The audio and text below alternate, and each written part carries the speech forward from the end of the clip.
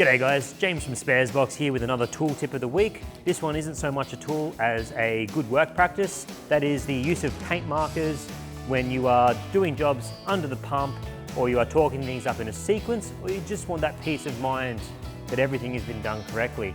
Obviously that only works if you mark things as you tighten them. Don't do the apprentice thing of tightening everything up then putting marks and everything. It defeats the purpose. A paint marker isn't just a way to keep track of what you've tightened or what you've torqued and the sequence you've done it in. It's also accountability for other mechanics. So if you're in the pits and you've just lobbed a gearbox into a car, in half an hour and you're on the dummy grid and you're not sure if Joe tightened up the starter motor properly, you can glance down there and see the paint marker, and if Joe's done his job properly, he's only marked after he's tightened it up correctly. And if the starter motor does fall off halfway down the straight, then when he gets back to the pits, you can take it off and lob it at Joe's head. If you guys have any other tools you'd like us to have a more in-depth look at, make sure you let us know in the comments below, and subscribe to our YouTube channel or head to our website at sparesbox.com.au.